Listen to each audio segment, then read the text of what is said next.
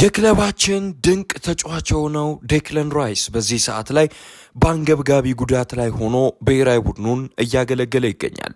ይህ እጅግ በጣም አሳሳቢ የሆነ ጉዳይ ነው። ምናልባትም በአርሰናል ቤት የሚኖረውንም ሲዝን ሊጎዳው ይችላል። በዚህ ጉዳይ ላይ እያነሳን ብዙ መረጃዎችን የምነግራችሁ ይሆናል። ከራይስ ጋር በተገናኘ አብራችሁኝ እስከ መጨረሻው እንድትቆዩ እጋብዛለሁኝ። ሀሳብ አስተያየቶቻችሁን በራይስ ጉዳይ ላይ አሁኑኑ ገብታችሁ ኮመንት ሴክሽን ላይ ጻፉልኝ። ስለ ራይስ ምን ታስባላችሁ የሚለውን ላይክ፣ ሰብስክራይብ፣ ሼር ማድረግ እንዳይረሳ። ቪዲዮን እስከ መጨረሻው ድረስ ተከታተሉት ስል በአክብሮት ጋብዛለሁ። ያው ዴክለን ራይስ እንግዲህ ከዌስትሃም ዩናይትድ ወደ አርሰናል ከመጣ ጀምሮ ምናልባት ላለፉት 2 ዓመታት በአርሰናል ቤት ድንቅ የሆነው ተጫዋች ማን ነው ቢባል በቀዳሚነት የሚመጣልን ስም ዴክለን ራይስ እንደሚሆን ምንም ጥርጥር የለኝም። ምክንያቱም ዴክለን ራይስ በአርሰናል ቤት ላለፉት ለረጅም ዓመታት በድንቅ ብቃት ማገልገል ችሏል። ድንቅ ብቃት ብቻ አይደለም፣ ብዙ ጨዋታዎችንም ነው ማድረግ የቻለው።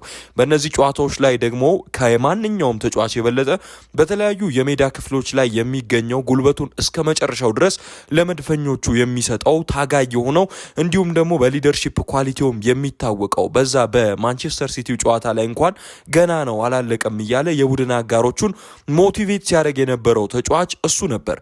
ታዲያ ዴክለን ራይስ በአርሰናል ቤት ያለው ሚና እንደዚሁ በቀላሉ የምንገልጸው አይነት እንዳልሆነ ሁላችንም እናውቃለን። እጅግ በጣም ታታሪ ነው።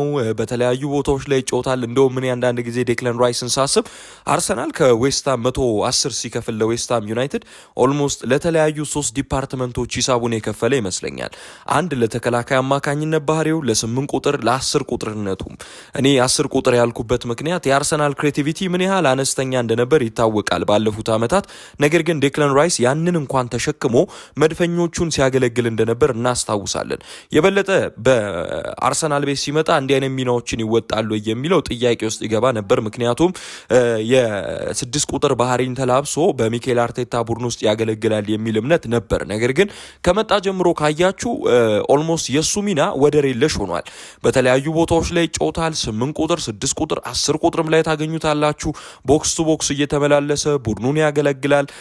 ቡድኑን በሊደርሺፕ ኳሊቲ በጣም የሚያገለግል አይነት ተጫዋች ነው። በዛ ላይ ደግሞ ከሴት ፒስ አርሰናል ለሚጠቀመው አይነት ታክቲክ ዋነኛ ሚናን የሚወጣው ይኸው ዴክለን ራይስ ነው። ስለዚህ የዴክለን ራይስ ሚና በቀላሉ የሚገደብ አይነት እንዳልሆነ በሚኬል አርቴታ ስር ደግሞ ቁልፉ ተጫዋች ምናልባትም አርሰናል ያለፈውን የውድድር ዓመት ዴክለን ራይስ ባይኖሮ ኖሮ የፕሪሚየር ሊግ ሻምፒዮን ይሆናል ወይ እንዲሁም ደግሞ የሻምፒየንስ ሊግ ደግሞ ፋይናሊስት ይሆናል ወይ የሚለው የኔ ጥያቄ ነው አሁንም ድረስ። ምክንያቱም እስከ ጥግ ድረስ መድፈኞቹን የሚያገለግለው ተጫዋች ዴክለን ራይስ ነው።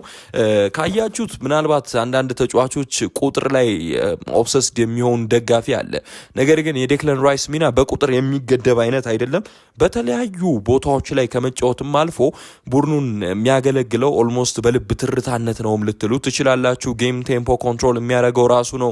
የተለያዩ የሜዳ ክፍሎችን መርገጡ ብቻ አይደለም፣ በጣም በመከላከልም ላይ ቡድኑን ያግላል።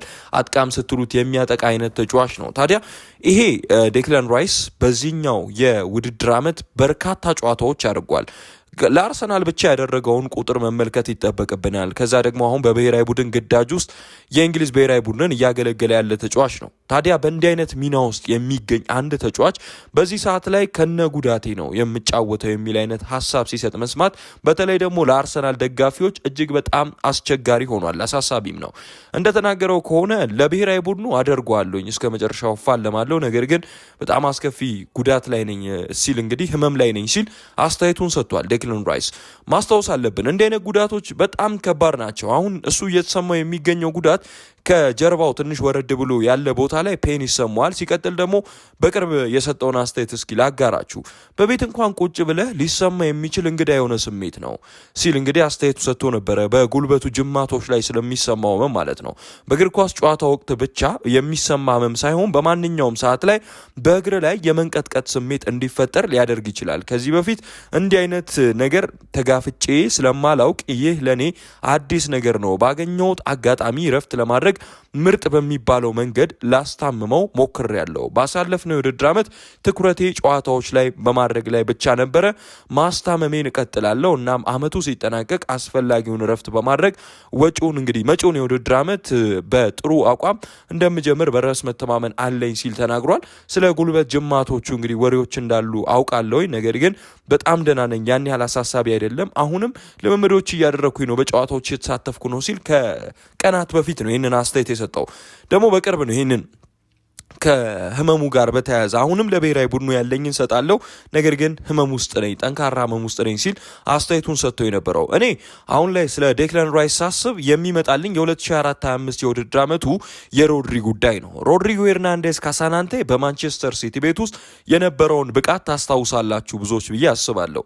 ኦልሞስት ያዛ ከሱን ካጡት በኋላ ፔፕ ጋርዲዮላ ምን ያህል ተቸግሮ እንደነበረ የውድድር ዓመቱን የጨረሰው እናስታውሳለን። በማንቸስተር ሲቲ ቤት ከነበረው መጥፎ ሲዝኖች ውስጥም ፔፕ ጋርዲዮላም ቢሆን ሮድሪን ያጣበት ነው። ታዲያ አሁን ላይ ተመሳሳይ አይነት ህመም ነው። ኦልሞስት የጉልበት ጅማት መበጠስን ብዙዎቻችን እናውቃለን። አሁን ላይ ዴክላን ራይስ እየተሰማኝ ነው ያለው ቦታ፣ አሁን ቀደም ብዬ ያልኳችሁ እየተሰማኝ ነው ያለው ቦታ ደግሞ እዚሁ ጅማቶቹ የጉልበት ጅማቶቹ አካባቢ ነው። ታዲያ ይህ ጉዳት እየከፋ የሚመጣ ከሆነ ተደራራቢ ጨዋታዎች አሁንም እያደረገ ነው። በዕለተ እሁድ እንኳን ከሜክሲኮ ጋር የሚደረገው ጨዋታ ላይ አሁንም ተሳታፊ ነው። እንግዲህ ነገ የሚደረገው ጨዋታ ላይ ማለት ነው ከሜክሲኮ ብሔራዊ ቡድን ጋር እንግሊዝ ብሔራዊ ቡድን ጨዋታዋን ስታደርግ ከዲአርሲ ጨዋታ በኋላ ነው ያንን አስተያየት የሰጠው። ህመም ላይ እንዳለ የተናገረው ግን ትሪትመንት እየተደረገለት አይደለም፣ ረፍቶች እያገኘ አይደለም። በጣም ረዥም ሲዝን ነው አርሰናል ያሳለፈው። በሻምፒየንስ ሊግ ገፍቶ የሄደ ቡድን ነው። በካራባው ካፕ እስከ ፍጻሜ ድረስ የሄደ ቡድን ነው። በኤፍኤ ካፕም ጥሩ ደረጃ ላይ የደረሰ ቡድን ነበር። አርሰናል ባሳለፍነው የውድድር ዓመት እስከ 8 ውስጥ ድረስ መጓዝ ችሏል። በእነዚህ ሁላ ረዥም ሲዝኖች ውስጥ አሁን ላይ ደግሞ የዓለም ዋንጫ ተደመረበት ይሄ ዴክላን ራይስ። ስለዚህ ሮድሪን የምታስታውሱ ከነበር በቀጥታ ኤሲኤል ጉዳት ነበር ያስተናገደው። ምክንያቱም ለብሔራዊ ቡድኑ በጣም ረዥም ግልጋሎት ሰጥቷል። ከዛም በኋላ ደግሞ ለማንቸስተር ሲቲ በጣም ብዙ ጨዋታዎችን አድርጎ ነበረ። አሁን ላይ እየተሰማ ያለው ጉዳት ኦልሞስት የዴክላን ራይስ ህመሙ ማለት ነው ገና ጉዳት ባይሆንም የጀርባው ክፍል ላይ በጣም ስሜቶች ያለው፣ በዛ ላይ የነርቭም አካባቢ ላይ ነርቮቹም ላይ ጥሩ ስሜት እንደማይሰማው ነው መረጃዎች እየወጣ የሚገኙ። የነርቭ ችግር እንዳጋጠመውም አንዳንድ ህመሞች ነው። ገና ችግሩ አሁን ላይ ህመም ነው እንጂ በቀጥታ ጉዳት አለበት የሚያስብል አይደለም። ግን ህመም አለበት ራሱም እንደተናገረው። በአርሰናል ቤት በነገራችን ላይ ከፈረመ ጀምሮ በጉዳት ምክንያት 5 ጨዋታዎች ብቻ ነው ያመለጠው። በ2023-24 እንደመጣ በ38 ጨዋታዎች ላይ ጀምሮ አንዱን ብቻ ከተጠባባቂ ወንበር ተነስቶ ተጫውቷል። 2024-25 37 ጨዋታዎች ኦልሞስት በግሉ በጣም ድንቅ የነበረበት ሲዝን። ሪያል ማድሪድን አርሰናል እንግዲህ ባደረጉት ጨዋታ ላይ 2 ቅጣት ምቶች ያስቆጠረበትን ጨዋታ እናስታውሳለን የዛ ሲዝን ላይ። ይሄኛውም ላይ 36 ጨዋታዎችን አድርጓል። በነገራችን ላይ በቋሚነት ነው ዴክላን ራይስ እንደ አይነት ጨዋታዎችን እያገለገለ የቆየው። 5 ጉዳቶች ብቻ ነው እንግዲህ የገጠሙት። 2004 ላይ ኦልሞስት 3 ጨዋታዎች አምልጦታል። ከዛ በኋላ 2005 ላይ 1 ጨዋታ ነው ያመለጠው። ባለፈውም ደግሞ የውድድር ዓመት ኦልሞስት ዲሴምበር ወር ላይ ማለት ነው 1 ጨዋታ ብቻ ነበር ሊያመልጠው የቻለው። ከጉልበት ጋር በተገናኘ ነው። በነገራችን ላይ ይህንን ማስታወስ ይጠበቅብናል። በጣም ጫናዎች በብዙ ቁጥር በተለይ አሁን በዘመናዊ እግር ኳስ ሩጫ ይፈልጋል። ኢንቴንሲቲው ከፍ ብሏል። በጣም የጉልበት እግር ኳስ ከፍ እያለ መጥቷል። ስለዚህ በተለይ በፕሪሚየር ሊግ የሚጫወት አንድ ተጫዋች በጣም ጫናዎች ሲመጡበት ለጉዳት ተጋላጭ የሚሆንበት እድል አለ። በተለይ እንደ ዴክላን ራይስ ያለ ከጨዋታ ጨዋታ ቡድኑን በግዴታ በቋሚነት ማገልገል ያለበት አይነት ተጫዋች የጉዳት ዜናዎች ሲወጡበት እጅግ በጣም አሳሳቢ የሆነ ይመጣል። አርሰናልም ቢሆን እረፍት እንደሚያስፈልገው ግልጽ ነው። ዋነኛው የነርቭ ችግር ነው። ከዛ በኋላ ባክ ፔን አለበት። ሲቀጥል ደግሞ የጉልበት ጅማቱ አካባቢ የሚሰማው ወይ ኮንፈርት የማጣት ጉዳይ፣ ቤቱ እንኳን ቁጭ ብሎ የሚሰማው አይነት ስሜት በጣም ከባድ እየሆነና አሳሳቢ እየሆነ መጥቷል። እናም እንዳልኳችሁ ነው ከሮድሪ ጋር ተመሳሳይ አይነት ሲቹዌሽን ውስጥ እንዳይገባ የምሰጋለት አይነት ተጫዋች ነው። ምክንያቱም ሁለቱንም ካያችሁ ተመሳሳይ አይነት የውድድር ዓመት ያሳለፉ ተጫዋቾች ናቸው። ባሳለፍነው የውድድር ዓመት ማለት ነው። ለአርሰናል ወሳኝ ተጫዋች ነበረ ራይስም፣ እንዲሁም ደግሞ ሮድሪም በራሱ ሚና ለማንቸስተር ሲቲ ወሳኙ ተጫዋች ኦልሞስት የባላንዶር ሲዝን ካሳለፈ በኋላ ነው ያንን ጉዳት ያጋጠመው። ኤሲኤል ጉዳት በአርሰናል ጨዋታ ላይ ነበር ያጋጠመው የምታስታውሱ ከነበር ማለት ነው። አሁን ላይ ስጋቴ የጉልበት ጅማት አይነት ጉዳቶች፣ ኮንፈርት ማጣቶች ሲመጡ ወደዛ እንዳያመራ ነው። ወደዛ ደግሞ እንዳያመራ የሚያደርግ የሚያደርግበትን እንግዲህ ትሪትመንት እያገኘ አይደለም። ይሄ ተጫዋች ምናልባት እንደው በእንግሊዝ ብሔራዊ ቡድን እስካሁን ያደረጋቸውን ጨዋታዎች እንደው ቶማስ ቱዌልም ቢሆን እንዲህ አይነት ስሜቶች እንደሚሰማው እያወቀ በቋሚ 11 ውስጥ እየከተተው መሄዱ አግባብ ነው ወይ የሚለው ለእኔ ጥያቄ ነው። እርግጥ ነው ዴክላን ራይስ ለአርሰናልም ለእንግሊዝ ብሔራዊ ቡድንም ወሳኝ ተጫዋች ነው፣ ምንም ጥያቄ የሌለው ነገር ነው። ነገር ግን ማስታወስ ያለብን ነገር ደግሞ ተጫዋቾች በጣም በጥሩ ኮንፈርት ውስጥ ሲገቡ ነው እስከ መጨረሻው ድረስ በደንብ ልትጠቀሙባቸው የምትችሉ። ስለዚህ የደቂቃ ጉዳዩ ላይ ለምን አልታሰበበትም በቶማስ ቱዌልም የሚባለው ምናልባት ጥያቄን የሚፈጥር ጉዳይ ይመስለኛል። ተጫዋቹ በተደጋጋሚ እንዲህ አይነት ህመሞች እያጋጠመው የሚመጣ ከሆነ ረፍት ማጣት አለበት። ከአርሰናል ጋር እጅግ በጣም ረዥም ሲዝን ያሳለፈው ሌላ እንደውም ከየትም ሳልሄድ እስኪ ቡካዮ ሳካንም በዛው ላስታውሳችሁ። ሳካም ራሱ ጭምር በጣም ረዥም ጨዋታዎች ከልጅነቱ ጀምሮ ያደረገ ተጫዋች ነው። በአርሰናል ቤት ከሌፍት ባክ ተነስቶ ያረገጠበት ቦታ እንዳልነበር እናስታውሳለን። ዲፌንሲቭ ኦርጋናይዜሽኑ ላይ ቲሙን በጣም የሚያግዘው ተጫዋች ሳካ ነው። ይሄ የራይት ዊንግ ሚናን ብቻ ተሰጥቶት የሚጫወት አይነት ተጫዋች አልነበረም። በጣም ብዙ ጨዋታዎችን አድርጓል። ማርቲን ኦዴጋርድን በተመሳሳይ እንደዚህ አይነት በጣም ብዙ ጨዋታዎችን እያደረገ እንደነበረ በአርሰናል ቤት እናስታውሳለን። ከዛ በኋላ ግን ሁለቱም ተጫዋቾች የአቋም መውረድ እንኳን እንዲመጣባቸው ያደረገው ተደጋጋሚ ጨዋታዎች ናቸው። እረፍት አልነበራቸውም። በአርሰናል ቤት ወሳኝ ሚና የሚሰጣቸው ተጫዋቾች ኦልሞስት ቡድናቸውን እንደ ወታደር ነበር ሲያገለግሉ የከረሙት። ብዙ ጨዋታዎችን ያደርጋሉ፣ በመከላከል እንቅስቃሴ ላይ ያግዛሉ፣ እንዲሁም በማጥቃቱም ላይ ይሳተፋሉ። አሁን የራይስ ሚና ካያችሁት የሚገደብ አይነት አይደለም። በአርሰናል ቤት በእያንዳንዱ ዲፓርትመንት የሚፈለግ አይነት ተጫዋች ነው። ይህን ሁሉ ደግሞ ተወጥቶ የሚጫወት ተጫዋች ብዙ ጨዋታዎችን አድርጎ ከዛ በኋላ ለብሔራዊ ቡድን ጥሪ ደግሞ ከሄደ በኋላ እንዲህ አይነት ዜናዎችን መስማት፣ ህመም እንዳለበት ማወቅ ለአርሰናልም ጥሩ ዜና አይመስለኝም።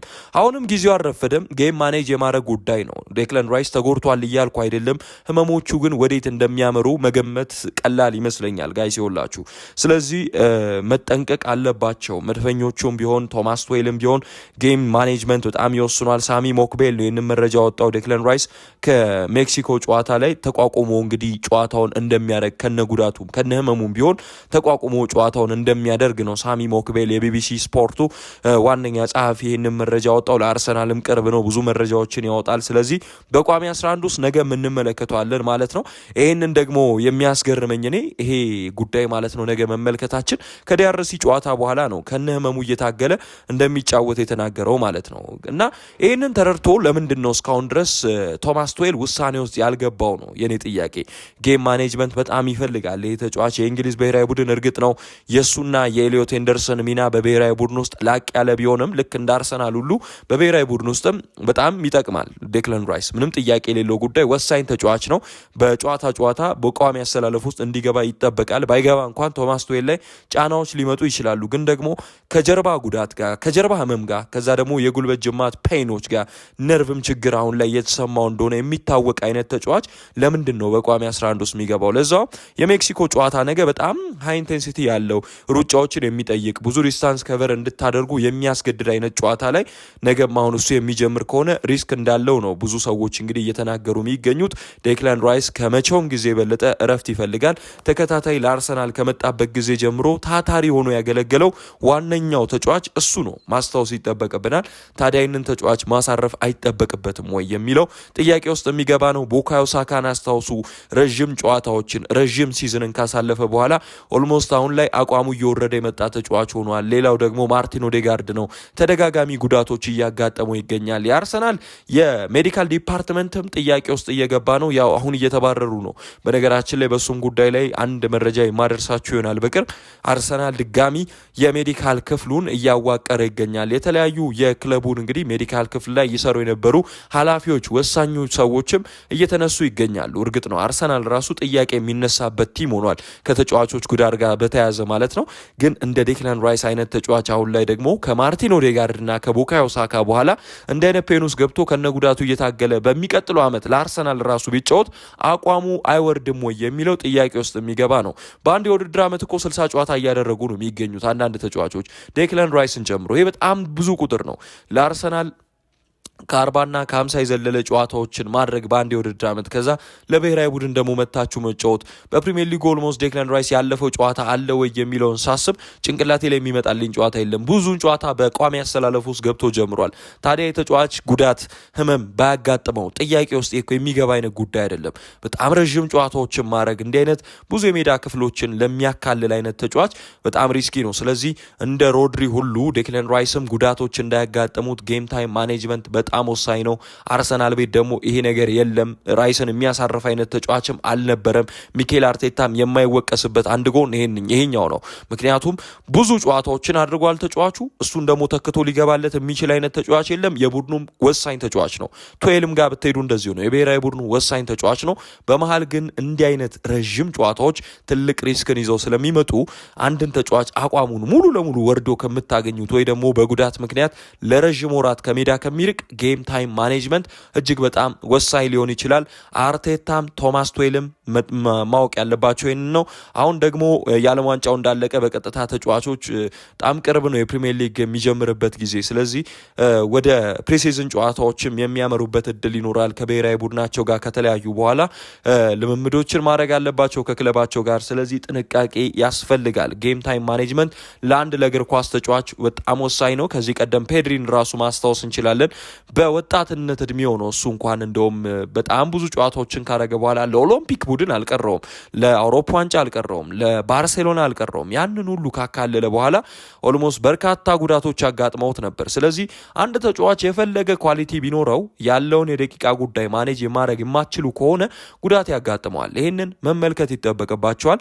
ስለዚህ የአርሰናል እንግዲህ ዲፓርትመንት ከእንግሊዝ ብሔራዊ ቡድን ጋር የሚያደርገው ውይይት ከዚህ በኋላ ማተር የሚያደርግ ይመስለኛል። በተለይ የእንግሊዝ ብሔራዊ ቡድን አሁንም በዓለም ዋንጫ ጉዞዋ ገፍታ የምትሄድ ከሆነ የዚህ ተጫዋች ጉዳይ በእኔ በኩል አሳሳቢ ነው ላለው አዎ አርሰናል እና ራይስ የአንድ ጀርባ እንግዲህ ምልክቶች ናቸው ማለት ትችላላቸው። ኦልሞስት ሳንቲምና ግልባጩ ናቸው። ምንም ጥያቄ የለውም። ወሳኝ ተጫዋች ነው። የልብ ምት ነው ለአርሰናል። ግን ጌም ታይም ማኔጅመንት ወሳኝ ነው። ስለዚህ ይህንን ማስታወስ አለብን። ለሚቀጥለው ዓመት ዴክላን ራይስ አሁን ላይ ረፍት ያስፈልገዋል። ብዙ ጨዋታዎች በቋሚ 11 ውስጥ መግባት የለበትም። ህመሙን ማስታገስ መንከባከብ ያስፈልገዋል። በእኔ በኩል ይህንን ነው ልላችሁ የምችለው። እስኪ እናንተን ሀሳብ ጻፉልኝ። እስከዚህ ደቂቃ ድረስ አብራችሁኝ ስለነበራችሁ አመሰግናለሁኝ። ቻው